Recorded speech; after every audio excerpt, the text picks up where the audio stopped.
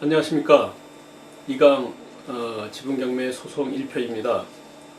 이번 동영상 CD 강의 2강에서는 부동산 가압류 및 부당이득금 반환 청구 소송에 대해서 두 가지에 대해서 낙찰로 처리하는 요령이라든가 소송장과 가압류 신청은 어떻게 하는지 실제 그 소송장이라든가 그 서류를 통해서 하나하나 낱낱이 설명해 드리겠습니다. 1강에서는 그 내용 증명에 대해서 했고요. 2강에서는 그 이어서 내용 증명을 보냈을 때 낙찰 후에 그 처리가 잘 안 되고 협의가 잘 안 돼서 소송으로 넘어갔을 때 우리가 그 꼭 소송을 하기 위해서만 그 소송장을 내는 것이 아니고 이러한 부동산 가압류 신청을 하고 또 부당이득금 반환 청구 소송을 함으로 해서 그 타 공유자에게 그 압박의 수단으로 협상 테이블에 나오라고 여러분들이 무언의 그 압력을 가하는 그 압박 수단으로 그 사용하는 것입니다. 그래서 여러분들 그 1강에서는 상속에 의한 경우 분리해 가지고 내용 증명은 어떻게 보내는지 이렇게 보셨고요. 2강에서는 여기 페이지 14페이지 보세요. 14페이지 보시면은 제일 위에 2번 부부가 공동으로 소유한 경우입니다 해가지고 이렇게 분류를 했습니다. 지분 경매에서 그 지분이 공유 지분이 어떻게 해서 생성이 돼가지고 그 경매에 나오는지 1강에서는 상속으로 인해서 그 형제 자매 중에 경제적인 문제가 생긴 분들이 경매에 통해서 나오는 것이고요.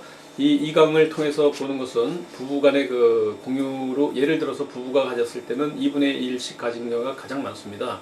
그래서 그 부부 중에 한 분이 경제적인 문제가 생겨가지고 그 사업에 그 실패를 하셨다든가 어떤 문제가 생겨서 그 부동산 경매에 나오는 경우가 있습니다. 그래서 분류를 부부가 공동으로 소유한 경우로 이렇게 분류를 해봤습니다. 그래서 이런 경우에는 좋은 지역의 아파트 등 우량 물건들이 많습니다. 부부관계가 좋은 경우 두 부부는 어떻게 해서든지 이러한 경매 상황을 해결하려고 합니다. 또한 공유자 우선 매수권에 대해서도 대부분 잘 알고 있고 돈이 충분하면 대개의 경우 공유자 우선 매수권을 행사합니다. 이렇게 되어 있습니다.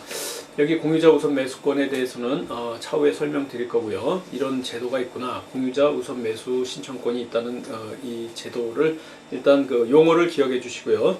우리 공유지분 경매에 있어서 공유자 우선 매수 신청권이라든가 이 공유자 우선 매수 신고하는 이런 그 신청하는 제도가 상당히 우리가 그 입찰 참가 여부를 결정하고 또 입찰 후에 그 물건을 처리해 나갈 때 중요한 사항이기 때문에 여러분들 그 이 내용을 한번 잘 그 보시고요. 여기 보시면은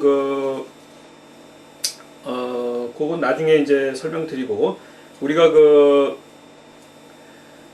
다시 한번 보시면은 그 14페이지 중간쯤 보세요. 주거용 공유 지분을 낙찰받은 경우에 그 부동산을 전부 점유하고 있는 사람이 타 공유자이면 내 지분 비율만큼의 부당이득금을 청구할 수 있습니다. 우리가 이 부당이득금을 청구할 수 있다. 이게 이제 나중에 민법 조문에도 있고 굉장히 중요한 사항인데 바로 이 내용 때문에 우리가 그 부당이득금 반환 청구 소송을 이제 청구할 수가 있는 겁니다. 정당한 권리로서.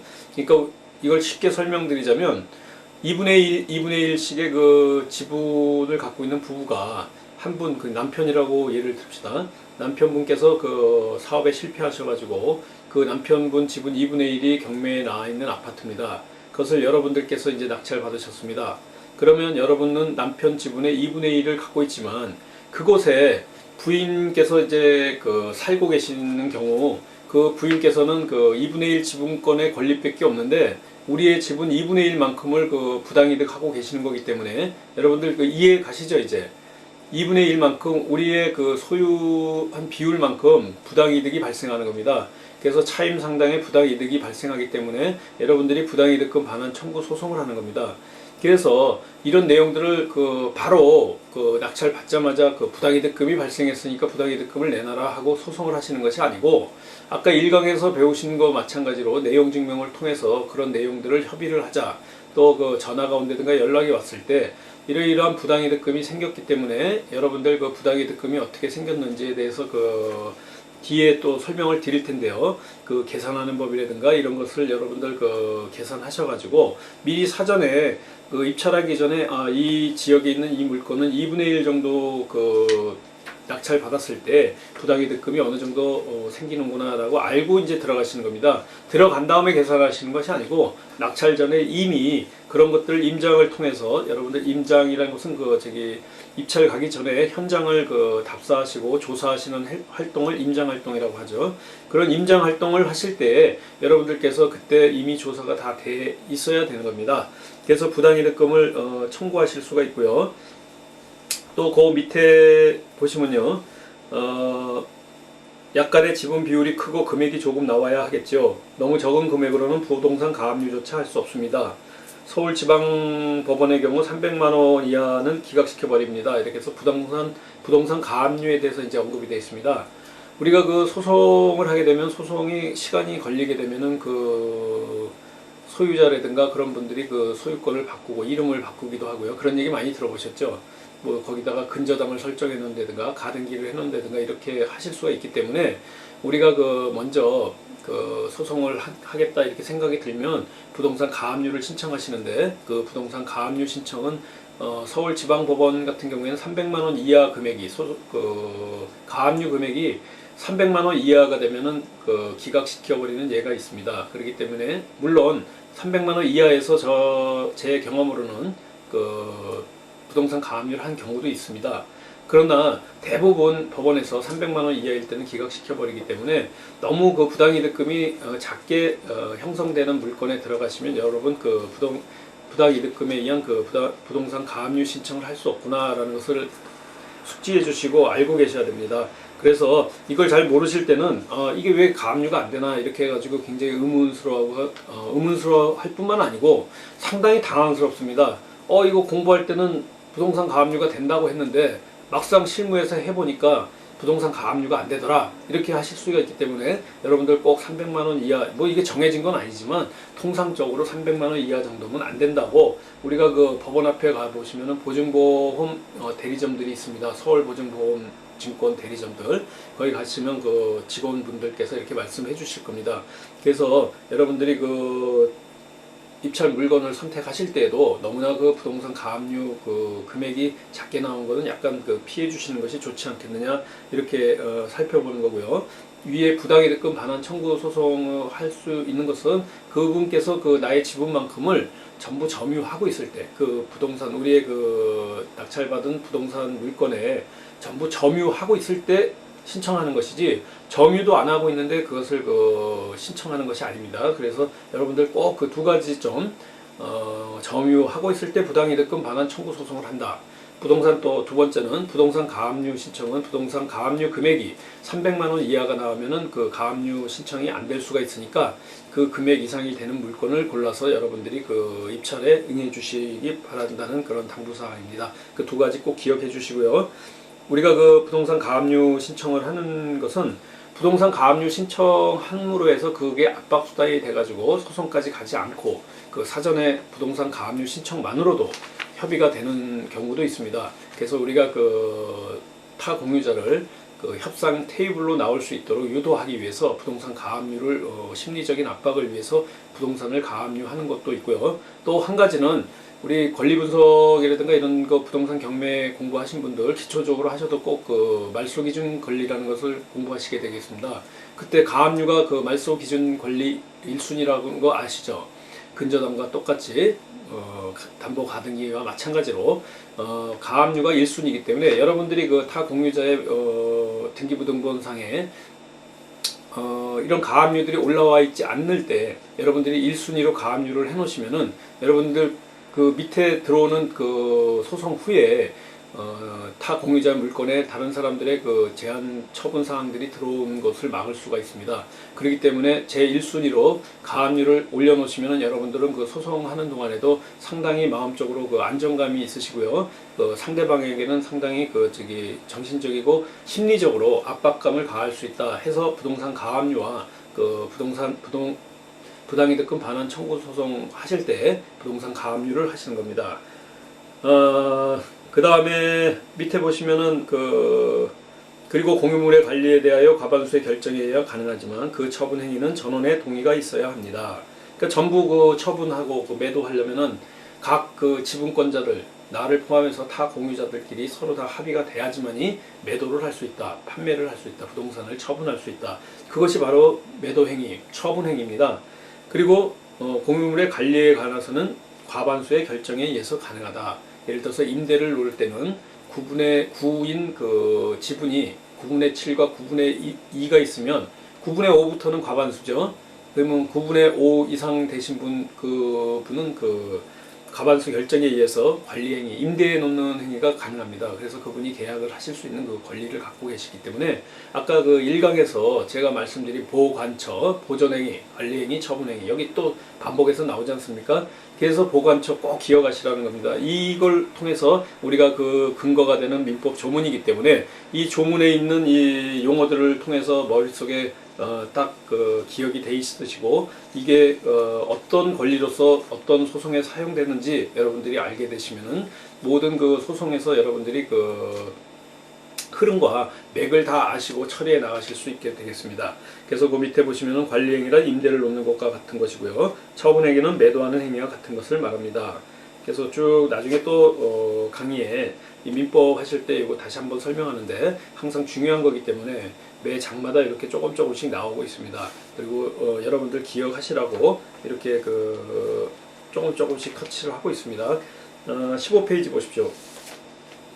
여러분들께서 그 부당이득금 반환 청구 소송을 하시게 되면은 2천만 원 이하의 금전 지급을 청구하는 경우에는 그 소액 소송을 하게 됩니다.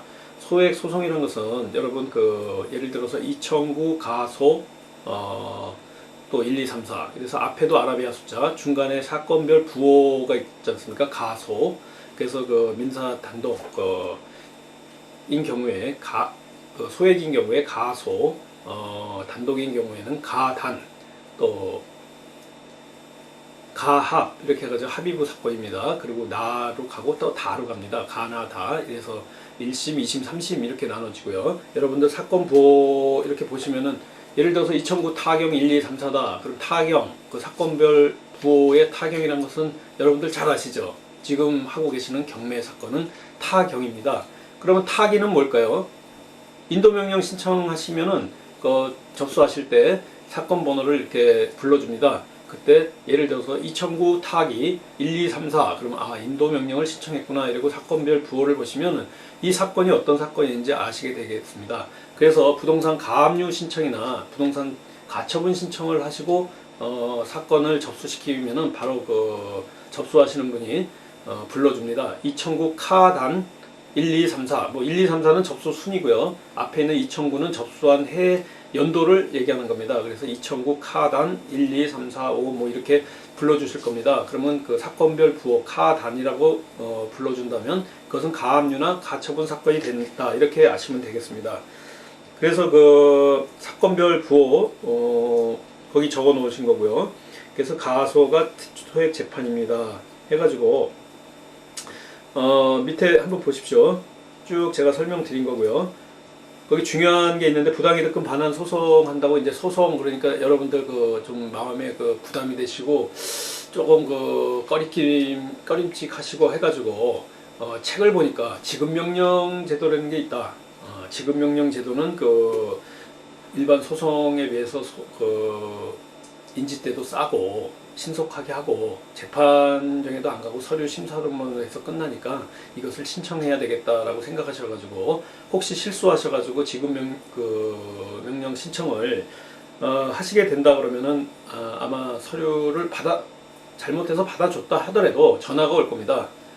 기각한다고. 그래서 다시 그 서류를 갖다가 받으시고 또 취하시키시고 도로 또 다시 소송장 쓰셔가지고 소액소송 다시 넣게 되기 때문에 여러분들 이렇게 부당이득금 반환 청구 소송이라든가 이런 소송들은 금액이 정해져 있는 것이 아니기 때문에 여러분들 그 확실하게 이렇게 정해진 금액이라든가 그 상대방이 그 지급명령 신청 서류 부분을 받았을 때 수긍할 수 있는 서로 간의 그 약정이 돼 있는 채권이라든가 이런 거 아니면은 부당이득금 반환 같은 청구 소송 같은 경우에는 그 지급명령 신청하시면은 이렇게 다시 소송장을 넣어야 된다라는 거 아시고 그런 거 주의해 주시기 바라겠습니다. 그래서 이제 써드리는 거고요. 아무리 그 채권자 여러분들께서 그 법정에 나가지 않아도 되고 신속하고 적은 비용으로 이 민사 소송을 분쟁을 해결할 수 있다 해가지고 지급 명령 신청하시면 안 된다는 그런 거 써드린 거고요.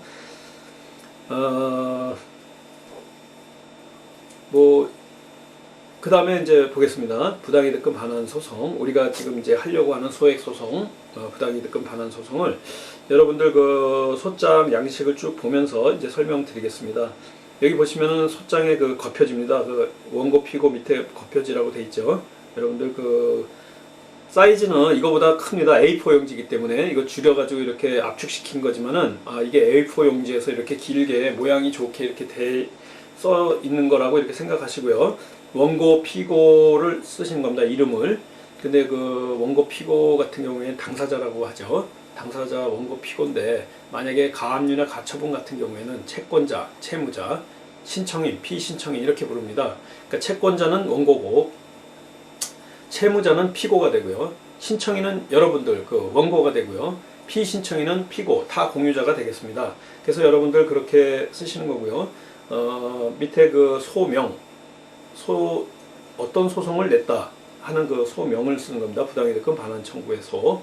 그리고 소송물가액을 쓰는데 이 소송물가액은 어떻게 이제 되는지 이게 굉장히 중요한 사항입니다. 그래서 페이지 20페이지 한번 보겠습니다.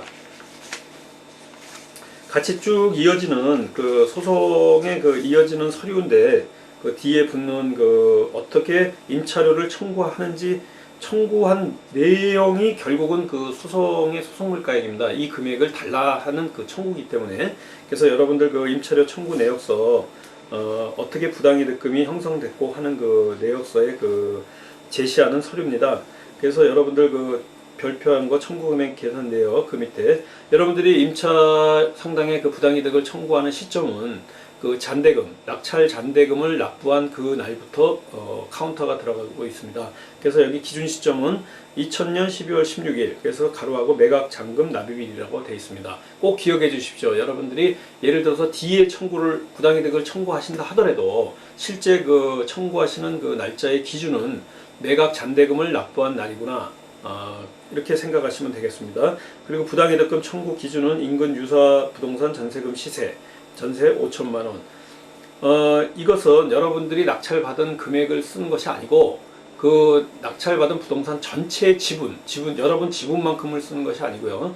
전체의 부동산의 그 전세금을 쓰는 겁니다. 이 금액은 여러분들이 그 입찰을 가실 때, 임장을 가실 때, 그 입찰 가기 전에 임장 가실 때 그 주변 부동산 사무실, 중개사 사무실을 통해서 알아보신 금액도 있을 거고요. 또 잘 못 알아보셨거나 좀 그 의심스러운 금액이 있다든가 의문스러운 금액이 있으면 다음 사이트나 그 네이버 사이트에 보면은 그 부동산 그 시세 보는 곳이 있지 않습니까? 거기서 예를 들어서 어느 지역의 아파트 전세금 이렇게 치시면은 그 금액들이 이렇게 조사되어 있는 게 나옵니다. 그것을 증거 서류나 첨부 서류로 첨부하시면 되겠습니다. 거기 여러 그 금액들이 있으니까 그래서 평균을 내셔가지고 여러분들이 전화 걸어보시고 여러 가지 조사를 하셔가지고 이렇게 그 적당한 금액에 거기 써놓으시는 것이 좋겠습니다. 그래서 5천만 원 이렇게 책정된 거고요. 그 밑에 점유 지분의 전세금은 그 책정된 금액에 내가 그 낙찰받은 지분을 비율을 거기다가 곱하는 것입니다. 저 같은 경우에는 13분의 2를 지분을 낙찰받았기 때문에 그 지역의 전세 시세 5천만 원 곱하기 13분의 2 하니까 계산 나온 것이 700만 원 좀 넘습니다. 그렇게 해서 나온 거고요. 월 차임 전환시 산정률 기준은 연 14%다. 여러분들 그 민사특별법 아시죠? 공부 부동산 경매하시면서 많이 배우셨을 겁니다. 민사특별법에 5가지가 있지만 그 중에서도 여러분들이 중점적으로 배우신 거 주임법, 상임법 주임법이라 그러면 주택임대차보호법이고요. 상가임대차보호법, 상임법 이렇게 해가지고 그 내용에 보시면은 이것은 주택이었기 때문에 주택임대차보호법 제7조 2항 및 동시행령 제2조 2 참조하셔가지고 이렇게 제가 청구한 겁니다라고 그 기준을 써놓은 겁니다. 산정률 기준을. 그리고 그 밑에 청구금액 산출 근거는 이렇게 부당이득금을 청구할 때는 법에 써 있는 거지 제가 쓴 것이 아닙니다. 1년치를 청구해라 하고 이렇게 돼 있기 때문에 1년치를 청구한 것입니다. 그래서 아까 위에 나온 점유 지분의 전세금 700만 원 좀 넘는 금액 곱하기 14%는 0.14죠. 그래서 0.14를 곱하니까 1년치 청구분이 107만 6,923원 나왔습니다. 그래서 아까 15페이지 한번 잠깐 다시 보실까요? 소송물가액이 107만 6,923원 나왔지 않습니까? 그래서 이 산출 근거에 의해서 소송물가액이 나온 것이고요. 그 밑에 월 차임 임차료 청구 금액은 한 달에 얼마씩 계산이 되는지 12개월로 나눠본 것입니다. 그래서 소송물가액을 만드는데 임차료 청구 내역서가 필요하구나 이렇게 아시면 되겠습니다. 그래서 이런 서류들이 필요한 거고요. 다시 15페이지로 넘어오겠습니다. 15페이지 보시면은 처명 인지 때 여기 처명 인지 때라는 건 인지라는 것은 우리가 이 소송을 하게 되면은 법원에서 그 소송하는데 그 비용들을 받는데 그 비용이다 이렇게 생각하시면 되겠습니다. 그래서 5,400원 그것은 그 아까 나온 그 소송물가액에다가 1000분의 5는 0.005죠. 그 페이지 22페이지 보실까요? 잠깐 그러면 22페이지를 보시면요. 위쪽에 22페이지 위쪽에 보시면은 인지대 계산 방법 있지 않습니까? 인지대는 지금 107만원 조금 넘으니까 1천만원 미만의 인지대 제일 위 보시면 되겠죠. 그래서 소가는 107만 6,923원 곱하기 0.005 하니까 이제 5,400원 나오는 겁니다. 그래서 이렇게 나오는 금액이고요.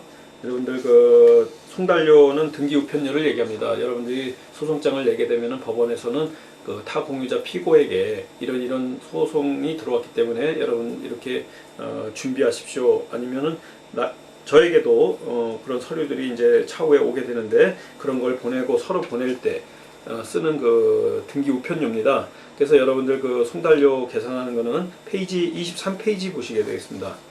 위쪽에 보시면은 여섯 번째 줄에 보시면 송달료는 당사자 수 곱하기 3020원 곱하기 10회분이다 이렇게 되어 있습니다. 그래서 여러분들 당사자는 아까도 말씀드렸지만 원고 피고를 당사자라고 합니다. 그럼 원고 피고 한 명씩 있으면 당사자는 2명이 두 사람이죠.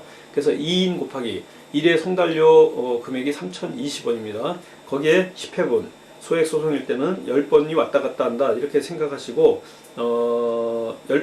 10번 이런 서류들이 왔다 갔다 하지 않느냐 그 각 당사자 각각에게 10번이 아닙니다. 하는 만큼의 그 금액 64,400원을 여러분들 제출하게 되겠습니다. 그래서 그 부본 서류라든가 부본 서류 같은 경우에 피고수만큼 첨부하고 카피해 가지고 이제 내는 건데 상대방이 이제 받아보는 거죠. 여러분 그 이런 서류들을 쭉 만드는 것 뒤에서 이제 또 설명할 거고요. 여기 중요한 것은 그 밑에 그 무슨 서울중앙지방법원 규중 이래 가지고 여러분들 그 이런 서류들을 어디다가 제출하느냐 이것도 상당히 중요한 문제입니다.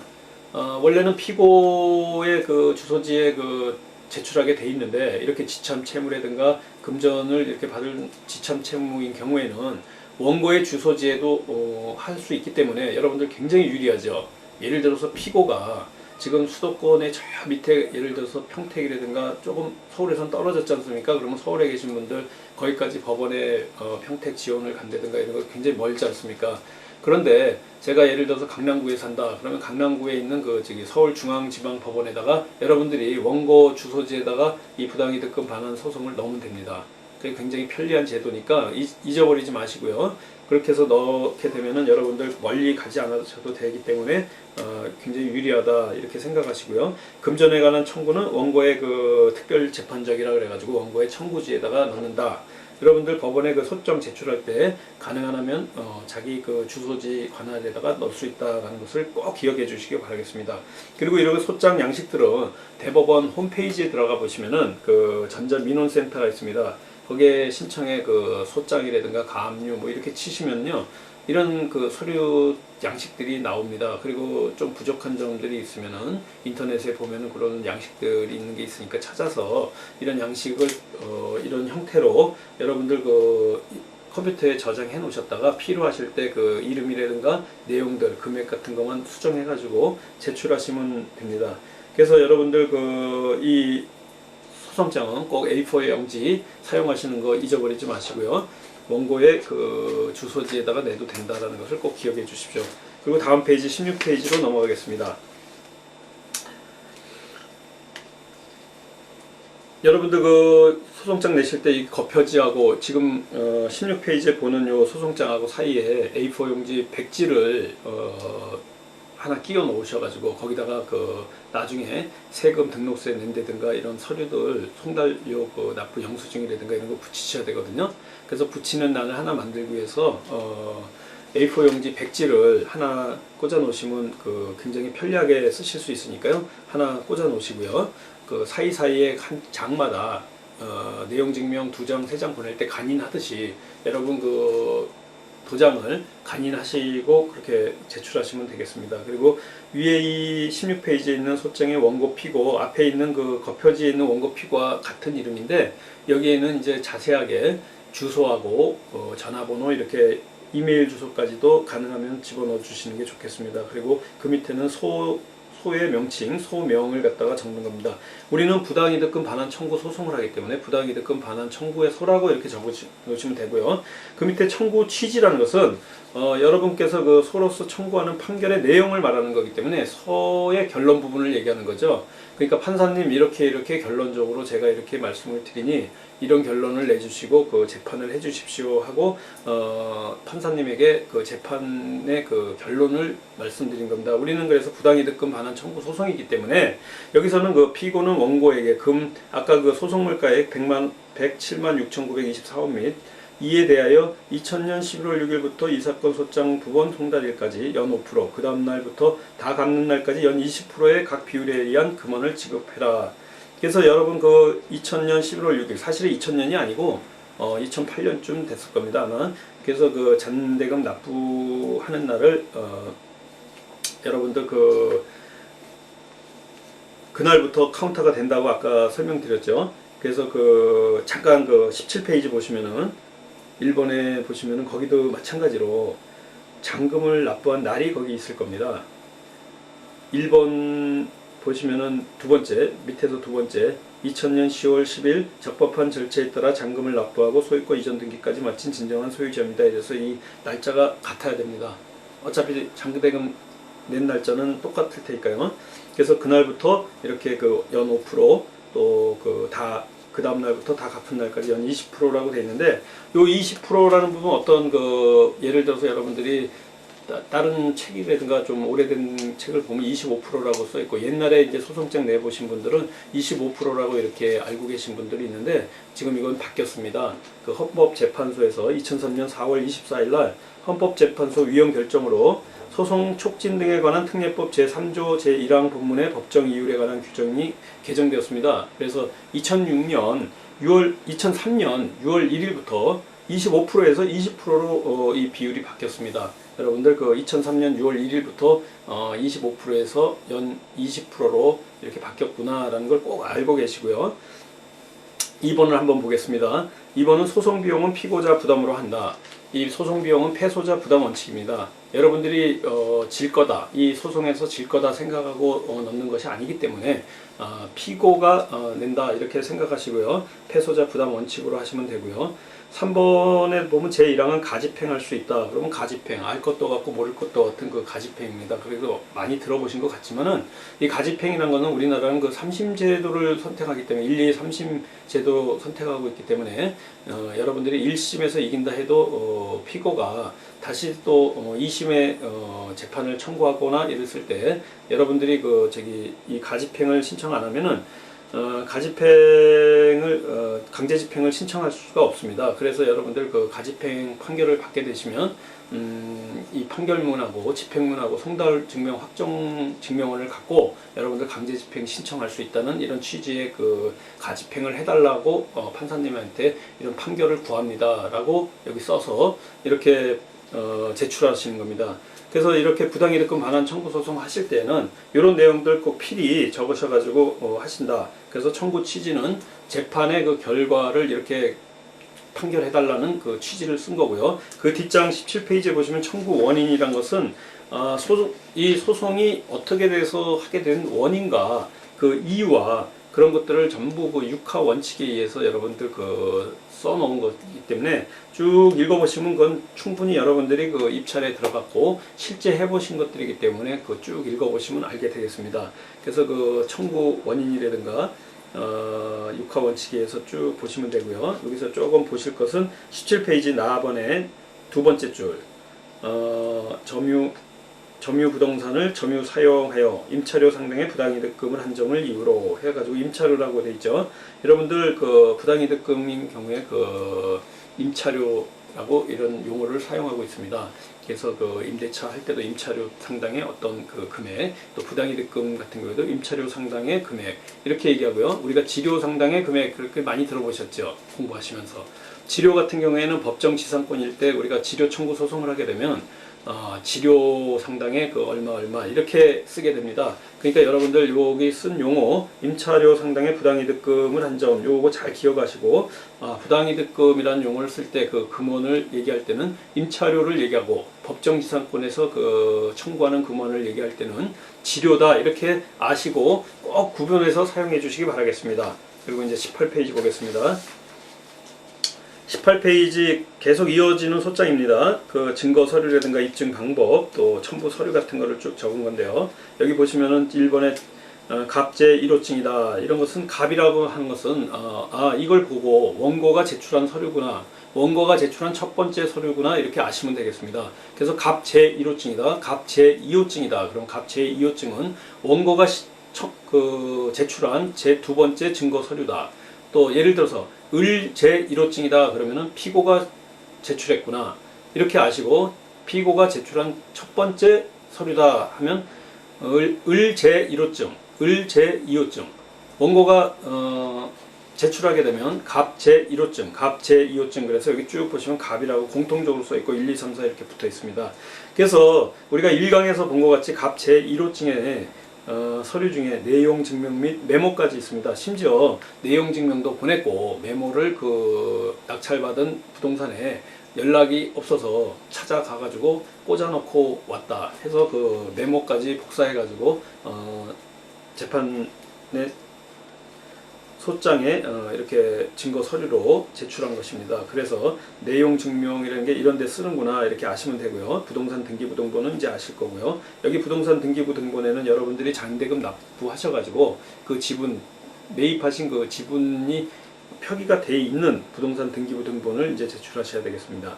그리고 임차료 청구 내역서는 아까 20페이지에 그 속가 우리가 그 청구하는 금액이 얼마라는 것을 계산한 기준이 써 있는 그 내용입니다. 그리고 피고의 전입세대 열람 내역은 왜 꼭 필요하냐면 그 타 공유자가 그곳에 점유하고 있다는 사실을 그 증명해 줘야 됩니다. 만약에 이게 증명이 안 된다면 부당이득금 반환 청구 소송이 소송으로서의 그 요건이 맞지 않기 때문에 법원에서 보정하라고 피고가 그곳에 점유하고 있는 사실을 보정하라고 보정명령서가 나올 겁니다. 그러니까 여러분 여기 보시면 갑제 4호증 피고 전입세대 열람 내역 그 임장 가시면은 그 받아볼 수 있죠.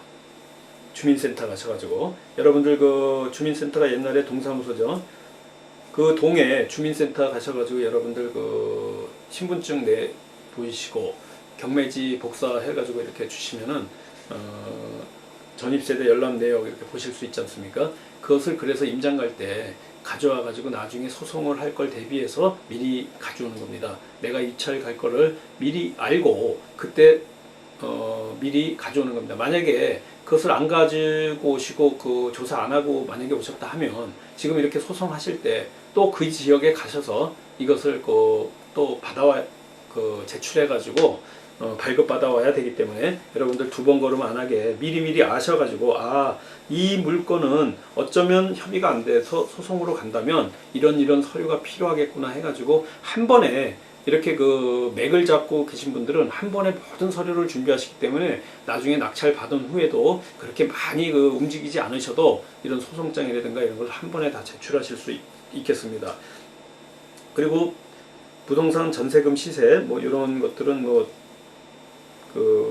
부가적인 거고, 아까 그 임차료 청구 내역서에 있는 그 뒤에다가 붙여서 예를 들어서 그 조사된 내용들을 그 다음이라든가 네이버 그 부동산 시세 조사하는 곳 그 프린트 하셔가지고 이렇게 첨부하시면 되고요. 등기부등본 아까 그 말씀드린 거, 요게 이제 등기부등본이 중복됐는데 이게 법인 등기부등본입니다.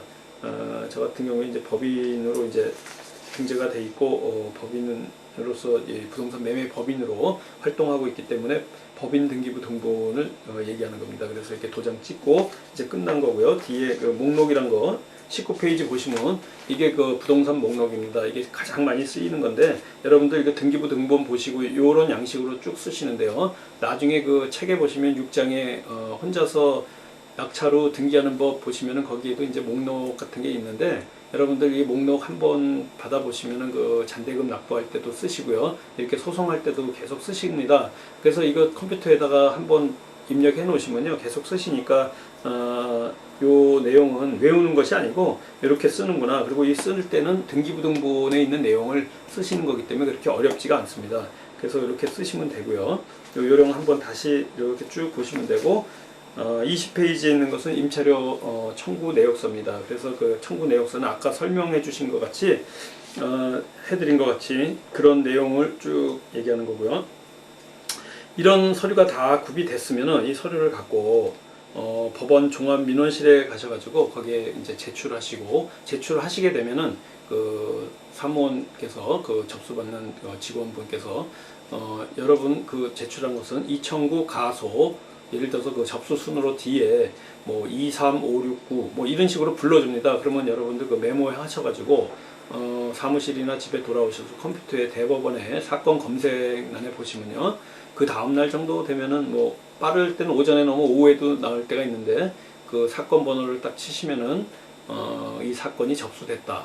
또 며칠 지나면은 피고에게 발송이 됐다. 피고가 받지 않는다, 받는다, 송달이 됐다, 안 됐다. 뭐 또 여러 가지 그 사항들이 계속 검색이 될 수 있습니다. 그러니까 여러분들 그 대법원 사건 검색에 들어가실 때 꼭 알아야 되기 때문에 물론 나중에 그 우편이 오기 때문에 알 수 있지만 그 전부터도 이렇게 검색하고 여러분들이 그 관리할 수 있도록 그 사건 번호는 잊지 마시고 제출하신 후에 꼭 메모를 해가지고 그 외우기 쉽진 않습니다. 그 숫자로만 돼 있고 사건 부호 같은 경우 외울 수 있지만은 앞에 것까지 그 번호 접수순 외우기 쉽지 않으니까 꼭 메모하셔가지고 가져오셔서 관리 그 사건 검색하시는데 관리하는데 도움이 되시기 바라겠습니다.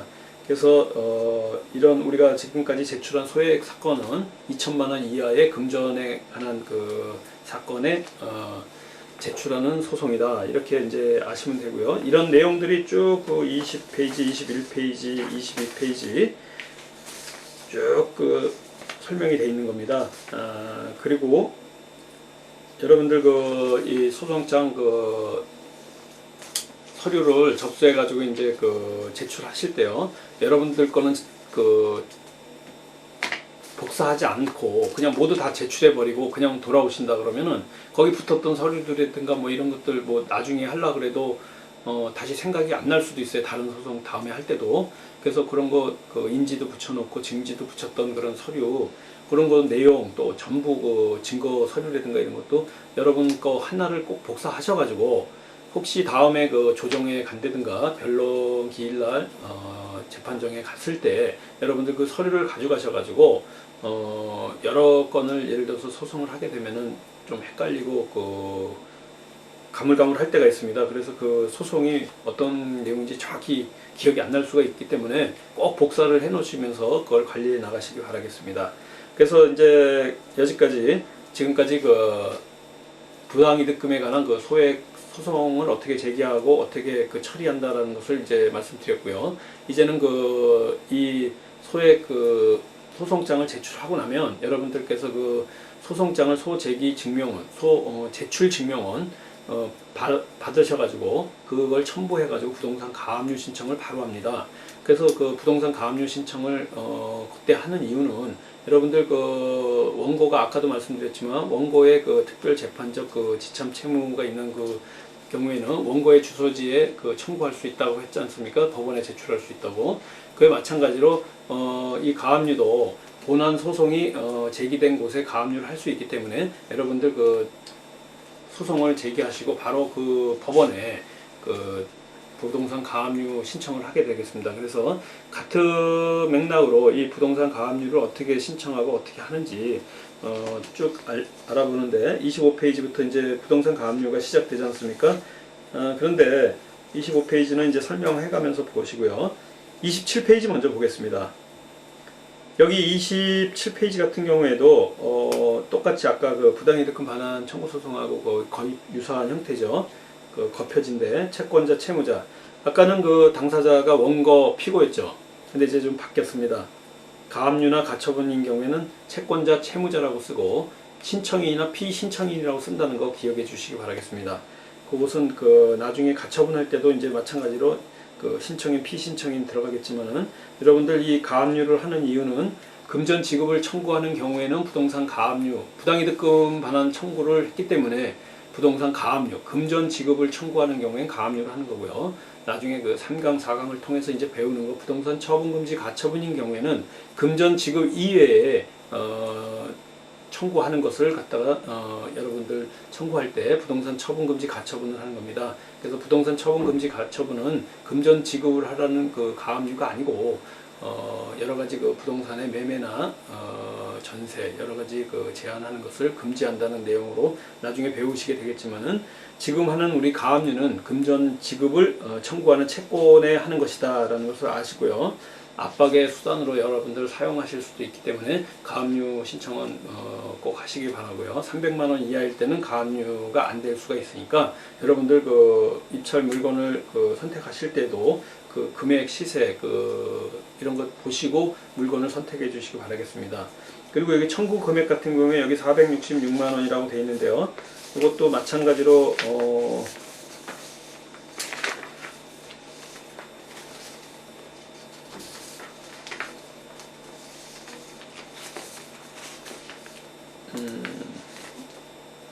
이것도 마찬가지로 아까 그 20페이지에 있었던 내용하고 똑같이 금액만 이제 바뀌는 겁니다. 그래서 이것도 그 다세대이기 때문에 그 산정률이 기준이 14% 똑같습니다. 그래서 그거하고 똑같은 양식으로 했을 때 나온 금액이 466만 원. 이 경우에는 그 지분 3분의 2 다수 지분을 받은 겁니다. 그렇기 때문에 금액이 조금 작은 그 물건이라도 조금 나왔습니다. 그래서 부동산 가압류 300만 원 이상 됐으니까 여러분 신청해가지고 이렇게 가압류 이미 등기부등본에 올라가 있는 그 사건입니다. 그래서 송달료는 여기 보시면은 2인, 당사자가 채권자, 채무자 2인이죠. 그래서 2인 곱하기 3회 곱하기 3회 이거는 정해진 겁니다. 그리고 3,020원 1회 송달료 금액이죠. 그래서 18,120원. 그 밑에 이제 증지 2,000원짜리하고 인지 증지하고 인지는 다른 겁니다. 여러분들 그 증지 같은 경우에는 풀로 붙이지 않고 거기 부동산 가압류 신청서 왼쪽에 2,000원어치 그 증지를 호치킷으로 찍어 주시는 거고요. 여기 인지 같은 경우에는 앞쪽에 부동산 가압류 신청서 그 밑에 빈칸 여백에다가 풀로 이렇게 붙이시면요 2,500원어치 같으면 예를 들어서 3장 정도 될 겁니다. 1,000원, 1,000원, 500원. 그러면은 이제 접수 받으실 때 그 직원께서 법원에 있는 직원분께서 이제 도장을 쭉 찍어가지고 이제 접수를 해주실 때 그곳에다가 이제 도장을 찍는 겁니다. 그래서 밑에 보시면 별지 6부 돼 있는데 페이지 31페이지 보시면은 별지가 아까도 말씀드린 부동산 가압류할 부동산의 그 표시에 대한 그 별지입니다. 그래서 이거는 쭉 써주시고요. 여기 보시면 제일 밑에 중요한 거는 아까하고 다른 점은 이상 가압류 대상 채무자 홍길동 지분 3분의 1 전부 이래가지고 제가 낙찰받은 게 3분의 2였으니까 나머지 그 가압류는 타 공유자의 지분 3분의 1을 하는 겁니다. 그래서 그 밑에 꼭 그거를 표시해 주셔가지고 지금 가압류할 부동산의 목록에 이러이러한 전체 물건 중에 3분의 1 홍길동 지분만 가압류해 주십시오 하고 표시해 놓은 것이 그 별지입니다.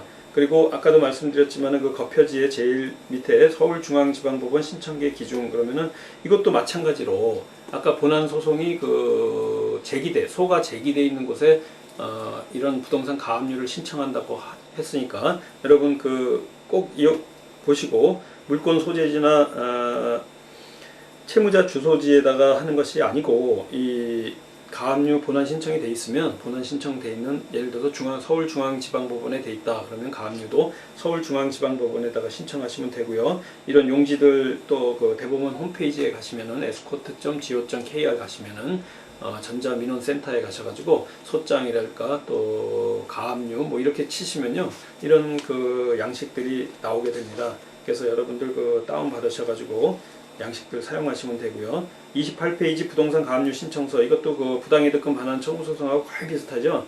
청구 채권 표시나 부당이득금 반환 청구에서 이런 그 권리 표시하시는 거 이런 거 빼놓으시면 나중에 혹시 서류 보정 명령이 나올 수 있으니까 이런 거 그 까먹지 마시고요.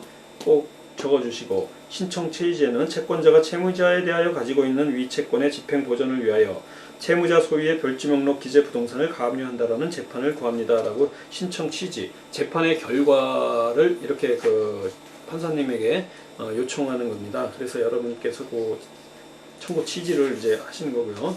이 신청 이유는 청구 이유입니다. 그래서 그 육하 원칙에 의해서 쭉 그대로 쓰시면 되고요. 보전의 필요성 같은 거는 이거 뭐 거의 이렇게 쓰시니까 여러분들 이런 양식으로 쓰시면 돼요. 그리고 소명 방법의 그 제출 서류들도 소가 1호증, 2호증, 3호증 쭉 똑같습니다. 거의 똑같죠. 그 부당이득금 반환 소송하고 그 내용대로 그냥 써주시고 조금 다른 게 있다면 첨부 서류에 가압류 신청 진술서라는 게 있습니다. 그래서 가압류 신청 진술서 같은 경우에는 가압류 쓰실 땐 꼭 있고요. 가처분은 없습니다. 그래서 가압류 쓰실 때는 이 신청 진술서가 만약에 타 공유자 그 신청 그 채권자 아닌 그 나 말고 채무자가 예를 들어서 3명인 경우에는 신청 진술서도 3장 쓰셔야 되는 겁니다. 그리고 이거 실제 그 심사 심리를 하기 때문에 여러분들 거기 쓰는 내용들을 실질적으로 정확하게 쓰셔야 됩니다.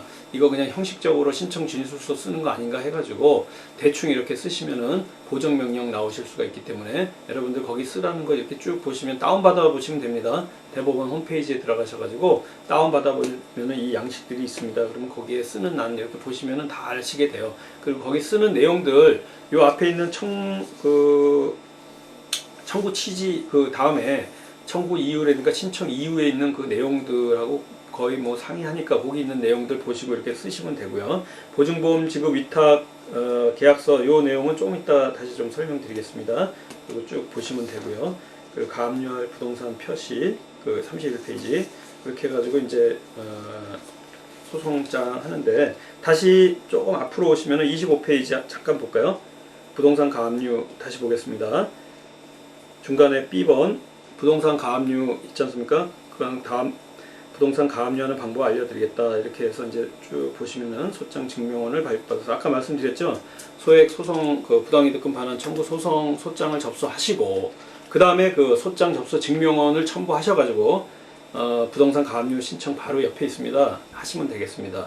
그래서 조금 전에 그 소장 그 작성하는 요령을 대로 부동산 가압류 신청서 이렇게 작성하시고요. 그 전에 부동산 가압류 신청서 한 부 갖고 그 구청을 다녀오셔야 됩니다. 여러분들 그 물건 관할하는 가압류 신청서 관할 시청 구청에 세무과에 가셔가지고 등록세 영수증 발급받아 오셔야 됩니다. 그래서 그것도 뭐 요령이 있는데 그건 기회가 되면 한번 또 말씀드리고요. 여러분들 그 관할 구청이라든가 시청, 군의 은행에 가셔가지고 접수 등록 영수증 받은 거 그거 납부하시고 그 첨부하셔야 됩니다. 그래서 등록세 있으면 꼭 교육세가 따라오죠. 그래서 제가 그 또 기억하는 거 세금 기억 잘 안 나실 수도 있고 하는데 등교 이렇게 기억해 보십시오. 학교 등교한다고 생각하시고 이 심상 기억하는 심상법에 등교 그러면은 등교한다. 학교를 간다 이렇게 생각하시면은 등록세, 교육세, 등록세에 따라오는 교육세, 등록세는 1000분의 2 우리가 그 가압류할 금액에 1000분의 2 이렇게 그 금액이 많았을 때는 그 더 많은 금액을 그 곱하고요. 또 그 시가 표준액을 시가 표준액이 더 많으면 시가 표준액으로 그 건물의 부동산의 시가 표준액을 곱합니다. 그렇기 때문에 여러분들 등록세 같은 경우에 1000분의 2, 또 교육세 같은 경우에는 등록세의 100분의 20%를 하기 때문에 2.4% 정도 되죠. 그 정도를 여러분 그 등록세, 교육세, 등교 해가지고 등록세, 교육세를 납부해야 됩니다. 여러분들 그 등록세 그 납부하시고 제출하시고 갖고 다시 법원으로 오시는데 아까 그 몇 페이지죠? 잠깐 볼까요?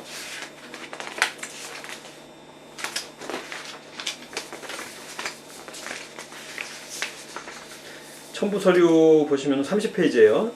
첨부 서류 밑에 그 보증보험 지급 위탁 그 계약서를 이제 한 통을 첨부해야 되는데 여러분들 그 이 부동산 가압류 같은 경우에는 공탁금 비율이 그 10분의 1입니다. 그래서 여러분들 그 금액이 그렇게 많지 않은데 이것 같은 경우에는 부동산 가압류는 선담보 제공을 할 수가 있습니다.